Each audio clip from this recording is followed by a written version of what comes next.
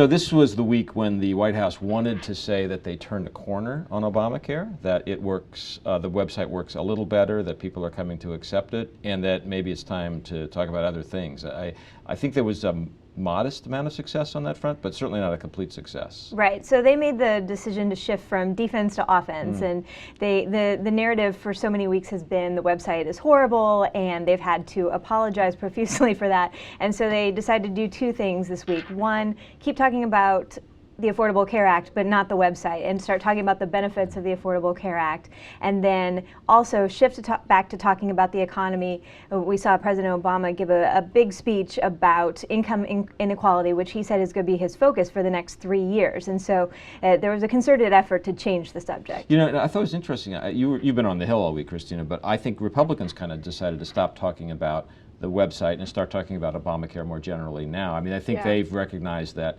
the website's going to work sooner or later, and maybe it's starting to work now, so they're on to the broader critique of Obamacare, right? Right. They're really trying to attack next phases of implementation and the actual substantive policy. So they think one of the big problems we'll see next are people perhaps not being able to continue seeing their doctors. So, you know, they are watching and waiting for the next phases that they can glom onto and raise awareness. But you see Democrats equally moving to highlight success stories, and both sides are trotting out individuals who they get letters to their offices from and saying, here are actual real person examples.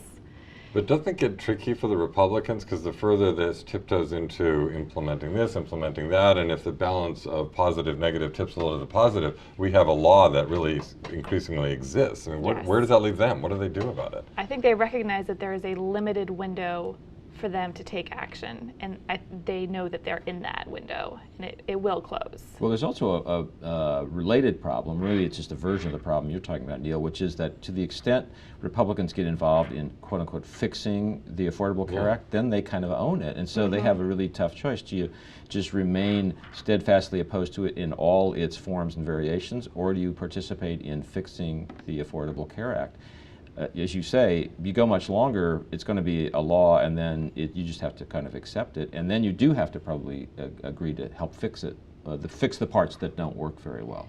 And Republicans have said it's much harder to take things away from people. You know, they know that that's a harder message. But you mentioned other deadlines. I think that's interesting. There are a couple of flashpoints still coming up. One is December 23rd, when I think people have to sign up if they hope to have their insurance policies in effect on January 1st. And then there's January 1st, where I suspect some people who may or may not realize that are going to lose policies again because they've just lapsed and maybe they didn't really pay attention. Right. We're not past all the potential for drama at this point. There's still things that could go wrong for the Democrats on this, and even though the website is working better for users, there are still a lot of questions about how the website is going to work for insurers and whether payment's going to work, and each day we still are seeing new problems pop up with kind of the back end of the website, whether enrollment data is getting transferred, people are getting signed up for Medicaid, whether insurers are getting what they need, and so there's still things that could go wrong. So there's here. The prospect that in the new year somebody will show up at a hospital and say, I've got insurance, and the hospital will say, no, you don't, because we have no record of it. Right. That's a possibility at least, right? If not a probability. And in the battle of the anecdotes, the Republicans will seize that person immediately. Yeah, exactly. We'll have